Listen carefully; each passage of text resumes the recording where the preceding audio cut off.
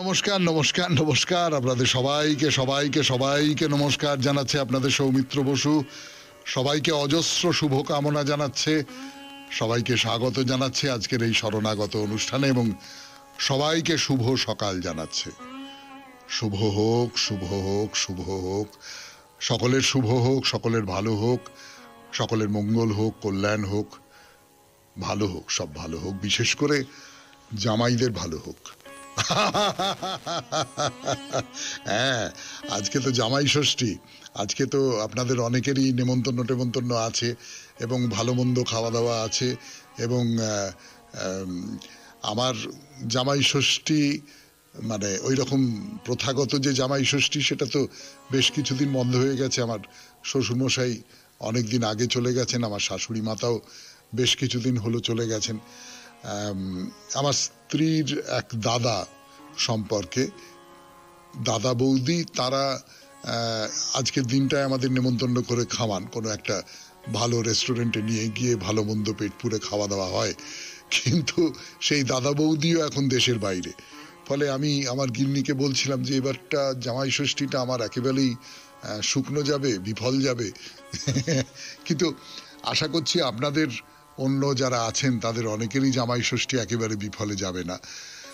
তো সেই জামাই ষষ্ঠীর এটা তো জামাইকে যে এই যে আদর আপ্যায়ন করা হয় সেটা তো এই মনোভাব থেকেই যে জামাই হচ্ছে একেবারেই সন্তান, নিজের সন্তান, সেই রকম করেই আদর আপ্যায়ন করা হয়। সত্যি সত্যি আপনার শ্বশুরবাড়ির সঙ্গে আপনার সম্পর্ক ওই মা বাবা এবং সন্তানের সঙ্গে যে সম্পর্ক সেই রকম সম্পর্কই হোক। আপনার স্ত্রী যেমন তাদের সন্তান, আপনিও তেমনি তাদের সন্তান। এই রকম করেই আপনি দেখুন, ঘরে ঘরে এই রকম করেই দেখা হোক, ঘরে ঘরে শান্তি আসুক, আনন্দ আসুক, উচ্ছ্বাস আসুক, ভালোবাসা আসুক। আজ অরণ্য ষষ্ঠী বা স্কন্দ ষষ্ঠী এবং আচারবশত জামাই ষষ্ঠী। ষষ্ঠী মাতার পুজো আজকে এবং তার বাইরে শ্রী বিষ্ণুপ্রিয়া দেবীর ভ্রাতুষ্পুত্র শ্রী মাধবাচার্য গোস্বামী প্রভুর আবির্ভাব তিথি। বেণীমাধব শীলের পঞ্জিকা অনুযায়ী আজ 17ই জ্যৈষ্ঠ 1432, ইংরেজির 1 জুন 2025, আজ রবিবার। সূর্যোদয়ের সময় ভোর 4:56, সূর্যাস্তের সময় সন্ধে 6:15। নক্ষত্র অশ্লেষা। আজকে জন্মে কর্কট রাশি, বিপ্রবর্ণ, রাক্ষসগণ।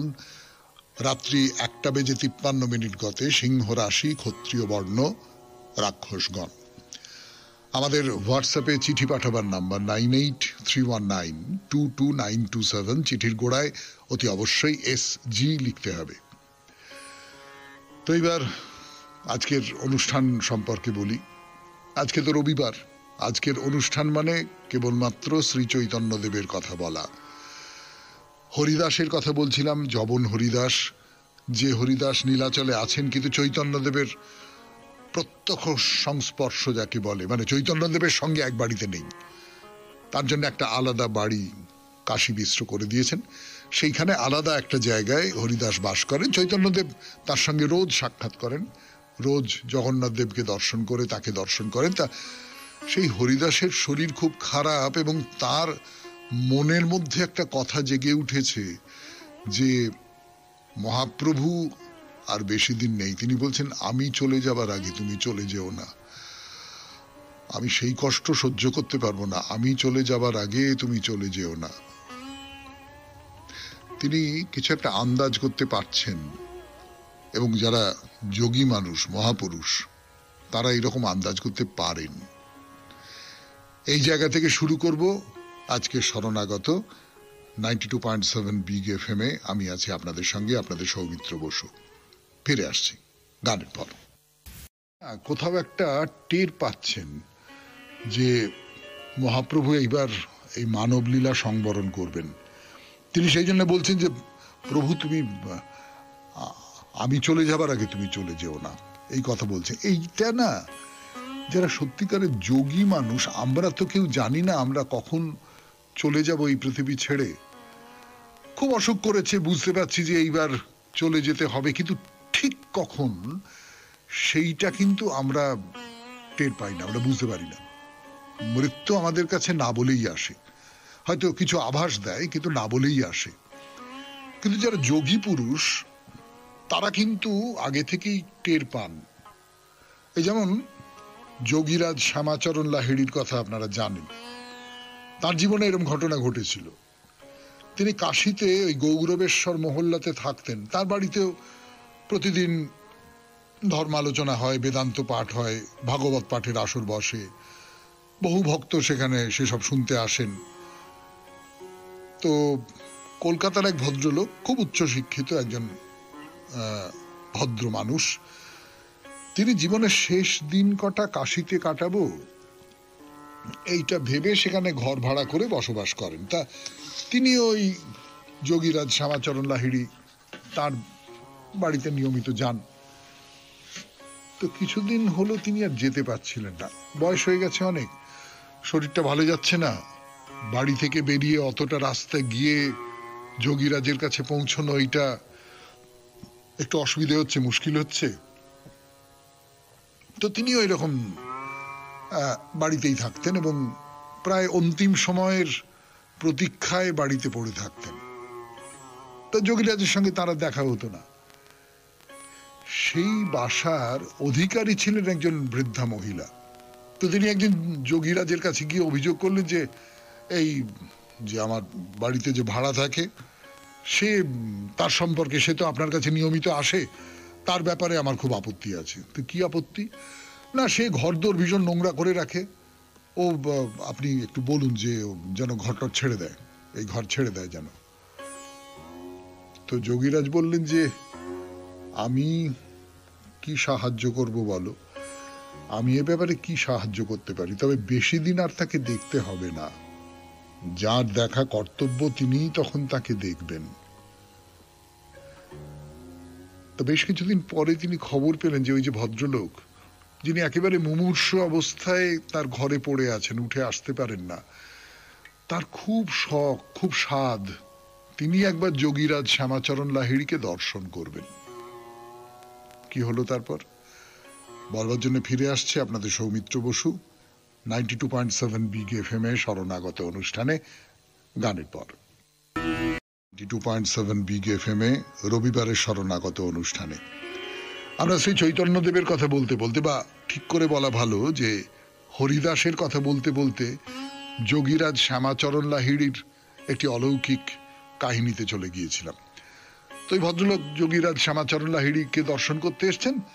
যোগীরাজ গেলেন, গিয়ে দেখলেন ভদ্রলোক মেঝেতে শুয়ে আছেন, খুব মুমূর্ষু অবস্থা। তা যোগীরাজকে দেখেই বললেন যে আপনি দয়া করে আপনার আমার মাথায় আপনার পা দুটি রাখুন। তা যোগীরাজ বললেন না না, ছি ছি, আপনি কি বলছেন, বরং মৃত্যুর আগে আপনি আমাকে আশীর্বাদ করে যান। তো সেই বৃদ্ধ ভদ্রলোক দুহাত তুলে যোগীরাজকে আশীর্বাদ করলেন, তারপরেই তার জীবনদীপ নির্বাপিত হয়ে গেল। এই যে গল্পটা আপনাদের শোনালাম, এই গল্পটা শোনাবার পেছনের কারণটা আপনারা তো সকলেই বুঝতে পারছেন যে হরিদাসও সেই রকম যোগী মানুষ। তো তিনি টের পাচ্ছেন যে মহাপ্রভু আর আমাদের মধ্যে থাকবেন না, মহাপ্রভুর শরীর যে খুব খারাপ হয়েছে, মুমূর্ষু হয়ে পড়েছেন, এই রকমটা নয়। কিন্তু কিন্তু হরিদাসের মনের ভেতর থেকে কেউ একটা বলে দিচ্ছে যে উনি আর থাকবেন না। তা হরিদাস তো এখন মহাপ্রভুকে একা পেয়েছেন, মহাপ্রভু তার কাছে এসেছেন, এক দৃষ্টে শ্রী চৈতন্য দেবের দিকে তাকিয়ে আছে, এক দৃষ্টি, আর বলছেন যে প্রভু প্রভু আমার বড় সাধ, অন্তিম সময় আমি তোমার ওই চরণ কমল দুটি আমার বুকের উপর রেখে দু চোখ ভরে তোমাকে দেখব, আর আমার কণ্ঠ থেকে শ্রী কৃষ্ণ চৈতন্য নামগান শোনা যাবে, সেই পবিত্র মুহূর্তে আমার প্রাণবায়ু বেরিয়ে আসবে, এইটাই তোমার কাছে আমার একমাত্র প্রার্থনা প্রভু।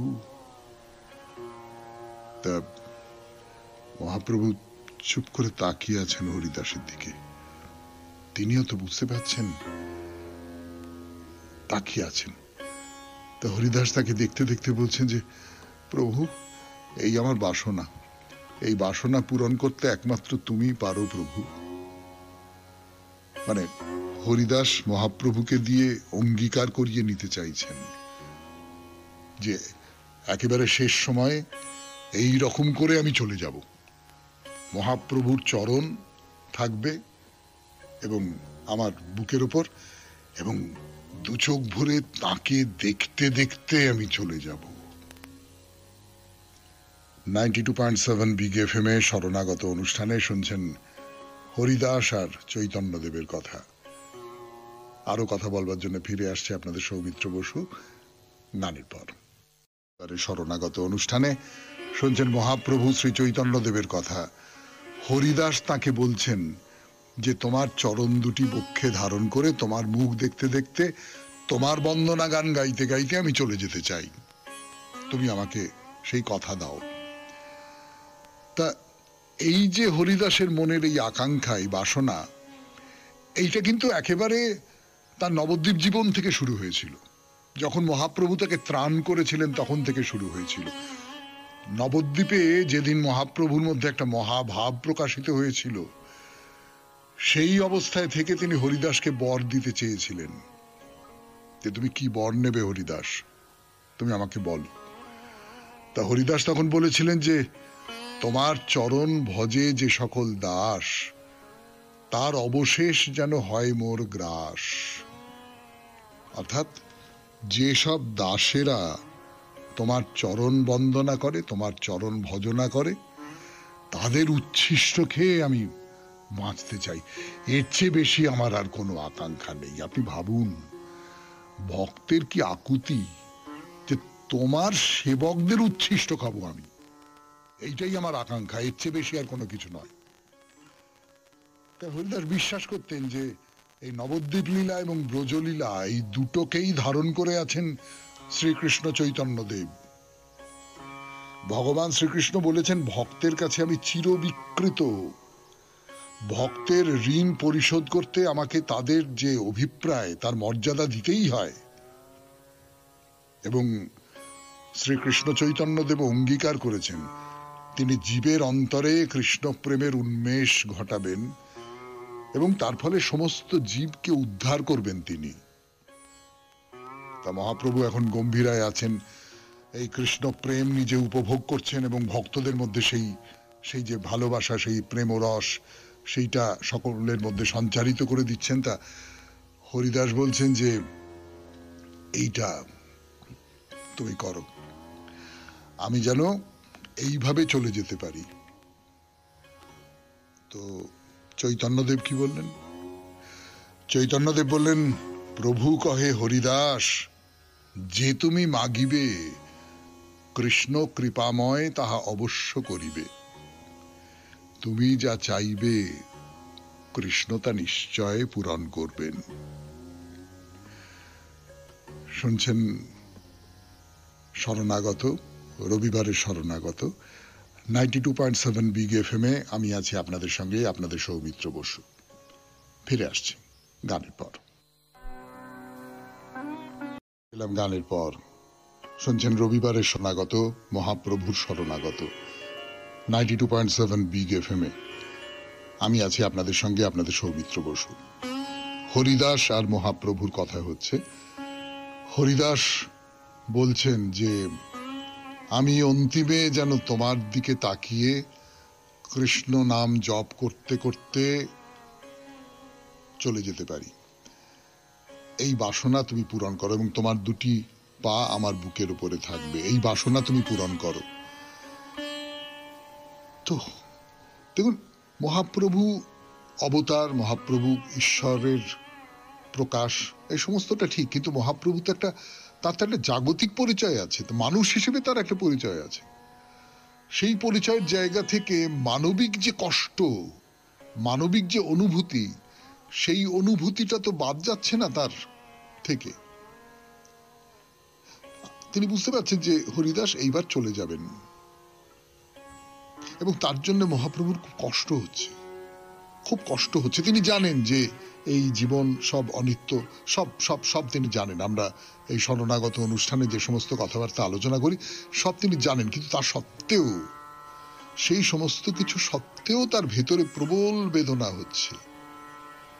তিনি বলছেন যে হরিদাস, আমার সমস্ত সুখ তোমাকে নিয়ে, তুমি আমাকে ছেড়ে এই রকম করে চলে যেতে চাও, এ তো ঠিক হচ্ছে না, তুমি এইভাবে চলে যাবে। এই যে হরিদাস তো কাশী মিশ্র তার জন্য একটা আলাদা জায়গা করে দিয়েছিলেন, তিনি মহাপ্রভুর সঙ্গে থাকবেন না, তিনি যবন ইত্যাদি ইত্যাদি তার ভেতরে এই সমস্ত ছিল। মহাপ্রভুর মধ্যে ছিল না, অন্য ভক্তদের মধ্যেও যে ছিল আমি এমনটা জানি না, কিন্তু তার মধ্যে এই ধরনের একটা হীনতাবোধ ছিল। তার ধরনটাই হচ্ছে আমি কুতিহীন, এই একটা সাধনার ধরন আছে। তো তাই মহাপ্রভু হরিদাসের কাছে নিত্য আসতেন। তার কারণটাই ছিল যে এই যে প্রেম সুখ আস্বাদনের লোভ। হরিদাসকে বলতেন যে তুমি সংকীর্তন করো, সংকীর্তন করো আমি শুনি, তুমি মহামন্ত্র জপ করো আমি শুনি, তুমি নাম গান করো আমি শুনি। এবং সেটা শুনতে শুনতে কৃষ্ণের সঙ্গে মিলনের যে সুখ, সেই সুখ মহাপ্রভু অনুভব করতেন। তার ভেতরে যে বিরহ জ্বালা, যে বিরহ জ্বালা যে কোনো ভক্তের মধ্যে থাকে, যে বিরহ জ্বালার বসে ভক্ত প্রাণপণে বলে আমাকে দেখা দাও, দেখা দাও, আমাকে যে করে হোক দেখা দাও, আমি তোমার কাছে যেতে চাই, তোমার স্পর্শ পেতে চাই, তোমার প্রসাদ পেতে চাই। এই যে বিরহ জ্বালা খানিকটা শমিত হতো, তিনি মনে মনে এইটা কল্পনা করতে পারতেন যে কৃষ্ণের সঙ্গে আমার মিলন হয়েছে। এবং এই হরিদাসের সঙ্গে থেকে মহাপ্রভুর অবতারত্বের দুটো লীলা পূর্ণ হতো। একটা হচ্ছে বাইরের দিক থেকে যদি বলি, ভক্তি প্রচারের সঙ্গে জীব উদ্ধার, আর এই কৃষ্ণ নাম গান শুনে শান্তি লাভ করতেন। আবার অন্তরঙ্গে ওই ব্রজ রসলীলা যাকে বলে সেইটা উপভোগ করতেন। সেই হরিদাস চলে যাবে, মহাপ্রভুর একেবারে ইচ্ছে নেই হরিদাসকে ছেড়ে দিতে, কিন্তু হরিদাস তো তাকে নিস্তার দেবেন না। হরিদাস বলছেন, প্রভু তুমি আর মায়াজাল বিস্তার করো না, আর আমাকে মায়ার চক্রে ফেলো না। আমার কত কত আরো কত মহাজন আছেন যাদের পা নিজের মাথায় ধারণ করতে পারলে আমি ধন্য হই, সেই তারাই আমি যখন থাকবো না তখন তোমার লীলা সঙ্গী হবেন। আমি কে? আমি কিচ্ছু না, আমি তুচ্ছাতি তুচ্ছ, আমি কীটাণু কীট। বৈষ্ণবদের যে বিনয়, সেই বিনয় হরিদাসের মধ্যে এইরকম করে ছিল। শুনছেন রবিবারের শরণাগত, মহাপ্রভু শরণাগত। ফিরে আসছি গানের পর 92.7 বিগ এফএম-এ রবিবারের শরণাগত অনুষ্ঠানে। তো আছেন তোমার, তারা তোমার লীলা সঙ্গী হবেন। তুমি তুমি আমার আশা পূরণ করো, তুমি আমার বুকের ওপর পা রাখো, আমি তোমার দিকে তাকিয়ে কৃষ্ণ নাম জপ করতে করতে চলে যাই। তা মহাপ্রভু তাকে দেখছেন আর ভাবছেন, হরিদাসের শরীরের যে অবস্থা, হয়তো আর কিছুক্ষণ, হয়তো কালকের মধ্যেই তিনি চলে যাবেন। তো তখন দুপুর হয়ে এসেছে, তিনি আর থাকলেন না। বললেন যে হরিদাস তুমি সুস্থ হয়ে ওঠো, তুমি ভালো হয়ে ওঠো, এইসব চিন্তা মাথা থেকে দূর করে দাও। এসব বলে তিনি ঘরে ফিরে এলেন, আবার আগামীকাল আসবেন। তো মন খুব খারাপ মহাপ্রভুর, খুবই খারাপ, খুব ভারাক্রান্ত হয়ে আছে। দুপুরবেলা মধ্যাহ্নে যে সেবা, সেই সমস্ত করে একটু বিশ্রাম নিলেন, কিন্তু মন মানছে না, মন মানছে না, মন কিছুতেই মানছে না। খুব অস্থির বলে মনে হচ্ছে নিজেকে, খুব চিন্তা, খুব উদ্বেগ। হরিদাস চলে যাবে। তো পরের দিন যেরকমটা হয়, ব্রাহ্ম মুহূর্তে ঘুম থেকে উঠেছেন, উঠে শয্যা ত্যাগ করে যা যা কৃতকর্ম সব সম্পাদন করেছেন। জগন্নাথ মন্দির থেকে শঙ্খের শব্দ শোনা যাচ্ছে, ভগবানের আবাহন মন্ত্র, স্তুতি গান সব শুনতে পাচ্ছেন। তো কয়েকজনকে নিয়ে যেরকম যান জগন্নাথের মন্দিরে গেলেন। মন্দিরে প্রবেশ করে একেবারে নির্বাক, কোনো কথা বলছেন না, একেবারে মানে পুতুলের মতো লাগছে তাকে। দূর থেকে বিগ্রহ দর্শন করলেন, প্রণাম করলেন, তো তার কিনা মনে হচ্ছে যে কুঞ্জ ভাঙা পর্ব শেষ হয়েছে, জগন্নাথ আবার রত্ন সিংহাসনে এসে বসেছেন। এই যে রাধা কৃষ্ণের যে পালা, সেই পালা শেষ হয়ে গেছে। তো জগন্নাথ দেবকে অসামান্য দেখতে লাগছে, অসামান্য জল জল জল জল করছেন, এবং ওই যে কুঞ্জবিলাসের স্মৃতি, তার যে চিহ্ন, সেগুলো যেন সারা গায়ে লেগে রয়েছে। তার যে রাসলীলা, তার যে ভোগলীলার যে স্মৃতি, সেইগুলো যেন লেগে রয়েছে। এবং এই যে রত্ন সিংহাসনে বসে থাকা জগন্নাথ, তার স্খলিত বসন, তার তার চোখ দুটি নিদ্রারুণ, তার একটা প্রণয় মূর্তি যাকে বলে, সেইটা দেখে মহাপ্রভু একবারে উন্মত্ত হয়ে উঠেছেন। তার ভেতরে ভেতরে একটা অন্য রকমের ভাব তৈরি হচ্ছে, অন্য রকমের একটা প্রবল ভাব তৈরি হচ্ছে তার ভেতরে। শুনছেন মহাপ্রভুর কথা 92.7 বিগ FM এ শরণাগত অনুষ্ঠানে। আরো কথা বলবার জন্য ফিরে আসবে আপনাদের সৌমিত্র বসু গানের পর। তিনি কৃষ্ণ নাম করছেন, তখন মঙ্গলারতি শুরু হয়েছে, আর মহাপ্রভু শ্যামসুন্দরের পানে চেয়ে কৃষ্ণ মিলনের যে সুখ, তার তৃপ্তি অনুভব করছেন। তার দেহে মনে একটা দিব্য ভাব ফুটে উঠছে, সমস্ত শরীর কাঁটা দিয়ে উঠছে, বাহ্য দশা লুপ্ত হয়ে যাচ্ছে। আর ভক্তরা তার পাশে আছেন, তার সারা শরীরে নানান রকমের সমস্ত সাত্ত্বিক লক্ষণ তারা দেখতে পাচ্ছেন। তাড়াতাড়ি তাড়াতাড়ি তাকে ধরে ধরে ধরে ধরে নিয়ে এলেন মহাপ্রভুকে। যেমন আসেন মহাপ্রভুর ভেতরে যখন এই সমস্ত ভাব জাগে, তখন ভক্তরা তাকে আস্তে আস্তে ধরে ধরে নিয়ে আসেন। তা মহাপ্রভু এবার হরিদাসের কুটিরে গেলেন। মহাপ্রভুর সঙ্গী যারা ছিলেন তারা কিন্তু কেউ জানেন না যে আজকেই হরিদাস চলে যাবেন। মহাপ্রভু কাউকে কিচ্ছু বলেননি। মানে বলেননি তার একটা কারণ, তার মনে হয়েছিল যে আমি যদি আগে থেকে বলি ভক্তরা বেশি কষ্ট পাবে। একেবারে একজনকে চলে যাওয়া অবস্থায় দেখা, আর সে আগামীকাল চলে যাবে, আমাদের প্রিয় মানুষ, প্রিয়তম মানুষদের মধ্যে অন্যতম, এইটা তো ভক্তদের পক্ষে বেশি কষ্টের ব্যাপার হবে। আর তাছাড়া মহাপ্রভু ঠিক করেছেন যে হরিদাস আজকে চলে যাবে, আজকে আমি তাকে শেষবারের মতো কীর্তন গান শোনাবো। তো সঙ্গীরা যদি জানতে পারে যে হরিদাস চলে যাচ্ছেন, তাহলে তারা তাদের ওই উৎসাহটা থাকবে না, তারা ভেতরে ভেতরে বেদনা পাবে, ইত্যাদি ইত্যাদি। তা যাই হোক, মহাপ্রভু হরিদাসের কুটিরে গিয়ে দেখলেন হরিদাস দু চোখ বন্ধ, বকুলতলায় একেবারে মাটিতে, মানে ধূলিশয্যা যাকে বলে, সেই ধূলিশয্যায় শুয়ে আছেন। শুনছেন রবিবারের শরণাগত, মহাপ্রভুর শরণাগত 92.7 বিগ FM এ আমি আছি আপনাদের সঙ্গে, আপনাদের সৌমিত্র বসু। ফিরে আসছি গানের পর। সৌমিত্র বসু, শ্রী চৈতন্যদেবের কথা। চৈতন্যদেব এসে দাঁড়িয়েছেন, হরিদাস একেবারে শেষ শয্যায় বকুলতলায় ধুলোর উপর শুয়ে রয়েছেন। তা মহাপ্রভুর সঙ্গে তার অন্য শিষ্যরাও রয়েছেন, তাদের নিয়ে আস্তে আস্তে আস্তে আস্তে হরিদাসের শয্যার পাশে দাঁড়ালেন। তো ভক্তরা তো কিছু জানেন না, তাদের মধ্যে কোনো কৌতূহল ছিল না। তারা জানেন যে হরিদাসের সঙ্গে যেরকম মহাপ্রভু প্রতিদিন দেখা করতে আসেন, সেই রকমই দেখা করতে এসেছেন। মহাপ্রভু যে তাকে শেষ বিদায় জানাতে এসেছেন সে তো তারা জানতেন না। মহাপ্রভুর মনেও কোনো উদ্বেগ নেই, কোনো আকুলতা নেই।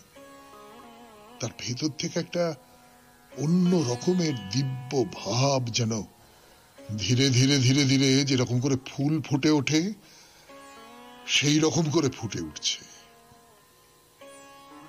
তো মহাপ্রভু হরিদাসের কাছে গিয়ে বললেন যে হরিদাস। হরিদাস চোখ মেলে তাকালেন,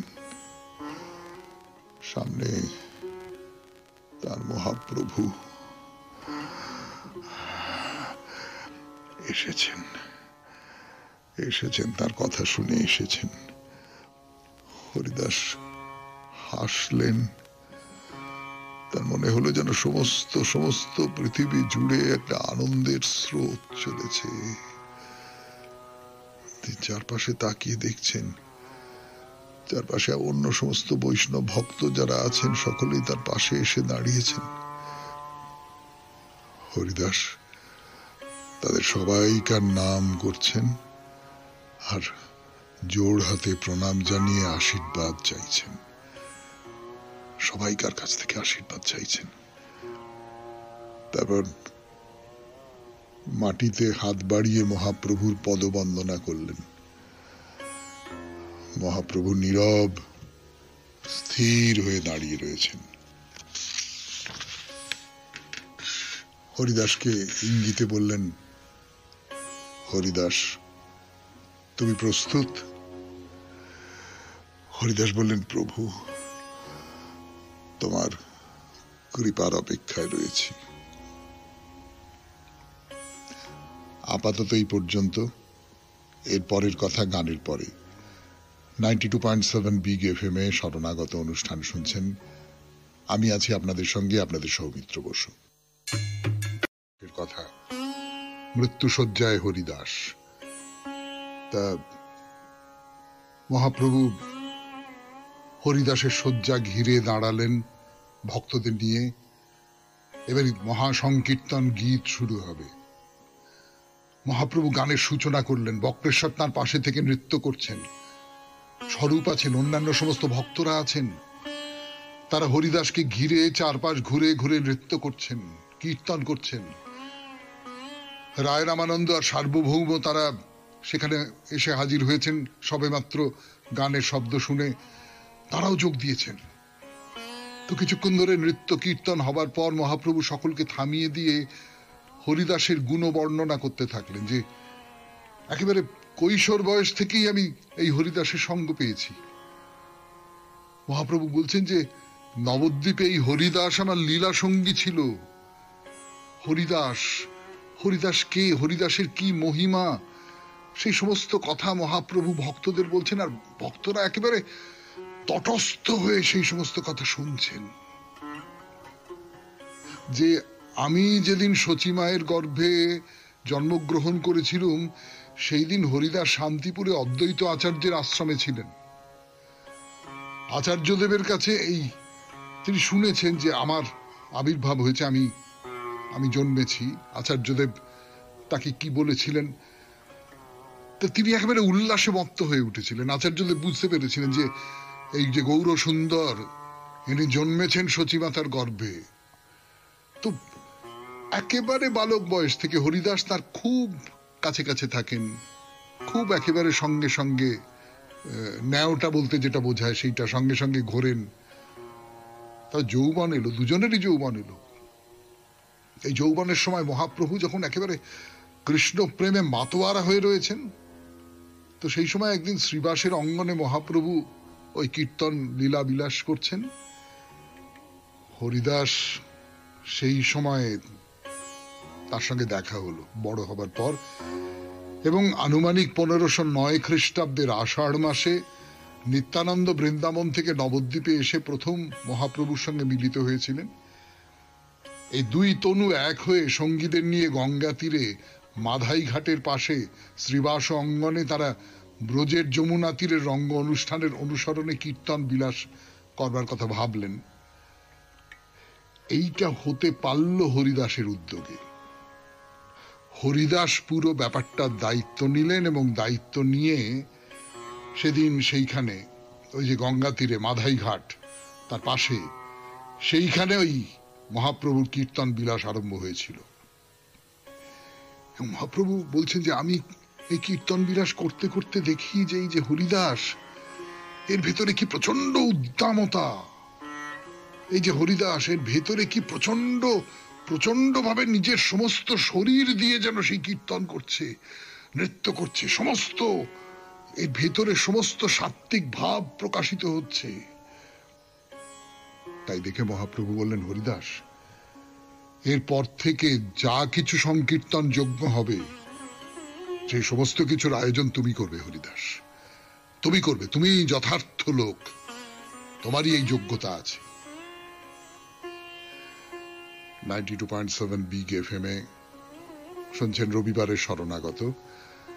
আমি আছি আপনাদের সঙ্গে, আপনাদের সৌমিত্র বসু। হরিদাসের কথা বলছেন মহাপ্রভু শ্রী চৈতন্যদেব। আপনাদের বলি সেই কথা মহাপ্রভু বলছেন, সেই কথা শোনাচ্ছি আপনাদের হরিদাসের অন্তিম সময়ে 92.7 বিগ এফএম এ শরণাগত অনুষ্ঠানে। 1509 খ্রিস্টাব্দের মাঘ মাসে এই শ্রীবাসের ঘরেই মহাপ্রভুর মধ্যে অষ্টপ্রহরিয়া ভাব প্রকটিত হলো। তা সেই সময় হরিদাস মঙ্গল গীত গেয়ে মহাপ্রভুকে শুনিয়ে মুগ্ধ করেছিলেন তাকে। মহাপ্রভু তার গান শুনে একেবারে প্রেমে আপ্লুত হয়ে তাকে আদর করে কাছে ডেকে নিয়ে নিজের কোলের ওপর বসালেন। বসিয়ে বললেন যে, হরিদাস, দেখো দেখো দেখো, তুমি আমার রূপ দেখো, আমার রূপ, আমার সত্যিকারের রূপ তুমি দেখো। হরিদাস তার সত্যিকারের যে রূপ, সেই রূপ দেখেছিলেন। তিনি গান গেয়ে উঠেছিলেন যে, নবীন নীরদ শ্যাম নীলেন্দ্রী বড় লোচন ভগবান ও শ্রীকৃষ্ণ। গাইতে গাইতে গাইতে গাইতে একবারে আবেগে আবেশে প্রেমে আপ্লুত হয়ে আত্মসমাহিত হয়ে পড়েছিলেন। এবং তখন তিনি শ্রী চৈতন্যদেব মহাপ্রভু তাকে বললেন, হরিদাস, তোমার কি মনে পড়ে যখন যবনেরা তোমাকে বাজারে বাজারে ঘুরিয়ে বেত্রাঘাত করছিল, আমি চক্র ধারণ করে বৈকুণ্ঠ লোক হতে নেমে এসেছিলাম? হরিদাস শুনেছেন এই কথা, যেন দৈববাণীর মতন করে শুনেছেন তিনি। মহাপ্রভু তাকে আদরে পরম যত্নে বুকে তুলে নিয়ে বারবার বলছেন, হরিদাস, হরিদাস, হরিদাস, মনোরথ ভরি দেখো আমার প্রকাশ। হরিদাস চোখ খুলেছেন, কিন্তু কিছু দেখতে পাচ্ছেন না। একটা তেজপুঞ্জ তার চোখের সামনে, তিনি তাকিয়ে থাকতে পাচ্ছেন না। তার কণ্ঠ রুদ্ধ হয়ে গেছে, দু চোখ দিয়ে জল ঝরে পড়ছে। তিনি সেই অবস্থাতেই প্রার্থনা জানিয়েছিলেন, প্রভু, প্রভু, আমি তোমার চরণ আশ্রয় করে আছি, আমাকে তুমি কখনো ছেড়ে যেও না প্রভু। তুমি দ্রৌপদীর লজ্জা নিবারণ করেছিলে, পার্বতীকে ডাকিনীর হাত থেকে উদ্ধার করেছিলে, প্রহ্লাদকে সকল বিপদ থেকে মুক্ত করেছিলে। প্রভু অজামিল মৃত্যুকালে শুধু তোমার নাম স্মরণ করে উদ্ধার পেয়েছিল। আমি তোমার চরণ আশ্রয় করেছি, আমাকে ছেড়ে কোথাও যেও না প্রভু। যদি কোনোদিন আমি তোমার চরণ থেকে বিচ্যুত হই, তাহলে তুমি আমাকে পরিত্যাগ করো না প্রভু। হরিদাসের কথা বলছেন মহাপ্রভু শ্রী চৈতন্যদেব। আরো অনেক কথা বলবেন, কিন্তু আজ থাক, আজকের মতো এখানেই শেষ করি। রবিবারের শরণাগত। আমাদের হোয়াটসঅ্যাপে চিঠি পাঠাবার নাম্বার 9831922927। চিঠির গোড়ায় অতি অবশ্যই SG লিখতে হবে। তাহলে আজকের মতো বিদায়। সবাই খুব ভালো থাকবেন, আনন্দে থাকবেন। নমস্কার, নমস্কার, নমস্কার, নমস্কার। আপনাদের সবাইকে সবাইকে সবাইকে নমস্কার জানাচ্ছে আপনাদের সৌমিত্র বসু। সবাইকে অজস্র শুভকামনা জানাচ্ছে, সবাইকে স্বাগত জানাচ্ছে আজকের এই শরণাগত অনুষ্ঠানে, এবং সবাইকে শুভ সকাল জানাচ্ছে। শুভ হোক, শুভ হোক, শুভ হোক, সকলের শুভ হোক, সকলের ভালো হোক, সকলের মঙ্গল হোক, কল্যাণ হোক, ভালো হোক, সব ভালো হোক, বিশেষ করে জামাইদের ভালো হোক। হ্যাঁ, আজকে তো জামাই ষষ্ঠী, আজকে তো আপনাদের অনেকেরই নেমন্তন্ন আছে, এবং ভালো মন্দ খাওয়া দাওয়া আছে, এবং আমার জামাই ষষ্ঠী মানে ওই রকম প্রথাগত যে